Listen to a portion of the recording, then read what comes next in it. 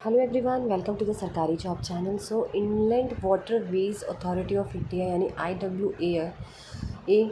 आई की तरफ से आपकी जो बहुत सारी पोस्ट है उसकी नोटिफिकेशन यहाँ पे रिलीज़ कर दी गई है। ठीक है, तो चलिए सारी चीज़ें डिटेल में डिस्कस करते हैं। तो जिन्होंने भी चैनल को सब्सक्राइब नहीं किया, चैनल को सब्सक्राइब ज़रूर कर दीजिए, क्योंकि आपका एक सब्सक्राइब और एक आपका लाइक मेरी वीडियो के लिए बहुत ही ज़्यादा इंपॉर्टेंट है। तो जैसा कि आपको मैं बता रही थी कि यहाँ पे IWAI की तरफ से यहाँ पे आपकी inland water ways authority of India की तरफ से कई सारी पोस्ट है, जैसे असिस्टेंट डायरेक्टर, आपकी MTS स्टोर कीपर, ड्राइवर की, तो बहुत सारी वैकेंसीज़ हैं यहाँ पे। तो चलिए, तो आपकी जो 16 अगस्त से आपके जो ये फॉर्म है ये फिलअप होना शुरू हो गए हैं और लास्ट डेट है आपकी 15 सितंबर। तो 15 सितंबर यानी आपके पास टोटल 15 दिन ही बचे हुए हैं इस टाइम पे फॉर्म फिलअप करने के लिए। अब बात करते हैं पोस्ट वाइज यहाँ पे। तो आपकी जो पोस्ट है असिस्टेंट डायरेक्टर इंजीनियर की, उसमें लेवल 10 है, जो कि काफ़ी अच्छा पे लेवल है। यहाँ पे 56,100 से लेके 1,77,500। मैक्सिमम एज लिमिट इसमें 35 दी हुई है। टोटल 2 वैकेंसीज़ हैं यहाँ पे, UR1 मैकेनिकल और OBC1 सिविल इंजीनियरिंग के लिए। दूसरा आपका असिस्टेंट हाइड्रोग्राफिक सर्वाइवर, जिसमें आपकी नॉट एक्सीडिंग 35 ईयर्स है। इसमें भी टोटल वैकेंसी सिर्फ 1 है UR के लिए। फिर बात करते हैं आपकी लाइसेंस इंजन ड्राइवर की। तो लाइसेंस इंजन ड्राइवर की जो है वो 30 ईयर्स ऑफ एज से ज़्यादा नहीं होनी चाहिए। इसमें भी एक वैकेंसी है UR के लिए। फिर है आपकी जूनियर अकाउंट ऑफिसर, जिसमें 30 एज से ज़्यादा आपकी नहीं होनी चाहिए, 30 ईयर्स से ज़्यादा, जिसमें आपकी 5 वैकेंसीज़ है। एक UR, 2 OBC, EWS में 1 है, SC में 1 है, PWD में 1 है। फिर है आपका ड्रेज कंट्रोल ऑपरेटर, जिसमें भी 30 ईयर्स एज है, जिसमें भी टोटल 5 वैकेंसीज़ है। 2 UR, OBC 1, EWS 1, SC 1। फिर बात करते हैं स्टोर कीपर की। तो स्टोर कीपर की एज 25 से ज़्यादा नहीं होनी चाहिए। इसमें 1 वैकेंसी UR की है और मास्टर सेकंड क्लास में आपकी 35 एज से ज़्यादा नहीं होनी चाहिए। इसमें 3 वैकेंसीज़ है, 1 OBC, 1 SC, 1 ST की। फिर स्टाफ कार ड्राइवर की, जिसमें टोटल 3 वैकेंसीज़ है, 2 UR की, 1 OBC की। फिर है मास्टर थर्ड क्लास, जिसमें आपकी एज 30 साल से ज़्यादा नहीं होनी चाहिए, 1 वैकेंसी फॉर UR।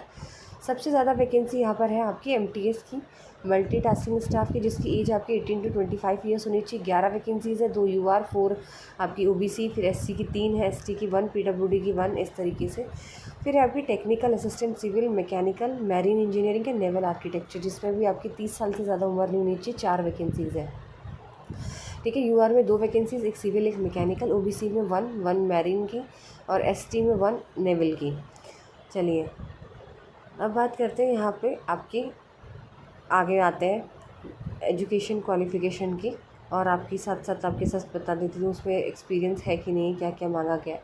तो अगर आप असिस्टेंट डायरेक्टर के लिए कर रहे हैं तो आपके पास डिग्री होनी चाहिए सिविल या मैकेनिकल इंजीनियरिंग। ठीक है, मतलब आपकी या तो फिर सिविल हो या फिर आपके पास मैकेनिकल इंजीनियरिंग की डिग्री हो, और आपके पास एक्सपीरियंस हो, जैसे आपने कभी इनलैंड वाटरवेज में काम किया हो, कभी रिवर ट्रेनिंग या मार्किंग ऑफ फेयरवे, तो जो इनसे रिलेटेड है वो ये सारी चीज़ें समझ जाएंगे। ठीक है, तो या तो फिर आपने यहाँ से एक्सपीरियंस आपका यहाँ पे मांगा। तो यहाँ पे डिज़ायरेबल लिखा हुआ है, यानी आपको कंपलसरी नहीं है, पर होगा तो आपको प्रायोरिटी यहाँ पे दी जाएगी, ये चीज़ बोली गई है। ठीक है, डिज़ायरेबल का मतलब होता है कंपलसरी नहीं है, बट होगी तो अच्छी बात है। सेकंड है असिस्टेंट हाइड्रोग्राफिक सर्वाइवर की, जिसमें आपको यहाँ पे सिविल इंजीनियरिंग में डिग्री चाहिए, या तो फिर 3 साल का आपका एक्सपीरियंस होना चाहिए हाइड्रोग्राफिक सर्वे में। ठीक है, उसके बाद आपको, या तो फिर ये नहीं है तो आप सर्वे रिकॉर्डर हो first of the Indian navy with 10 years of experience आपको होना चाहिए नेविगेशन में। नॉलेज ऑफ नॉटिकल कार्टोग्राफी और knowledge of geographical information system जो है वो डिज़ायरेबल क्वालिफिकेशन है। फिर आपके लाइसेंस इंजन ड्राइवर, जिसमें मैट्रिकुलेशन पास आपको सिर्फ चाहिए और कुछ नहीं चाहिए, और आपके पास लाइसेंस इंजन ड्राइवर का लाइसेंस यानी सर्टिफिकेट हो इसका आपके पास। स्विमिंग आपको आनी चाहिए। ठीक है, अगर यहाँ पे बात करते हैं जूनियर अकाउंट्स ऑफिसर की, तो यहाँ पे डिग्री होनी चाहिए कॉमर्स से विथ 3 साल का एक्सपीरियंस आपको इसमें होना चाहिए। Cash, commercial accounting, budget work में, जैसे आपने कहीं सेंट्रल स्टेट गवर्नमेंट या किसी ऑटोनोमस बॉडीज़ या पब्लिक सेक्टर अंडरटेकिंग में कहीं काम किया हो। अगर ये नहीं है तो कॉमर्स में डिग्री हो विथ इंटर CA। ठीक है, अब बात करते हैं ड्रेज कंट्रोल ऑपरेटर की। तो इसमें भी आपको मेट्रिकुलेशन पास सर्टिफिकेट चाहिए, मैट्रिक पास होने चाहिए आप, और सर्टिफिकेट होना चाहिए आपके पास ड्राइवर का फर्स्ट क्लास का with 10 years of experience in the grade और petty officer from technical branch of Indian Navy with 1 experience in the grade, और या फिर डिप्लोमा होना चाहिए मैकेनिकल इंजीनियरिंग में। अगर ये नहीं है तो मैकेनिकल इंजीनियरिंग में डिग्री होनी चाहिए, साथ ही साथ एक्सपीरियंस होना चाहिए 1 साल का ऑपरेशन ऑफ ड्रेजर्स में, और स्विमिंग आनी चाहिए।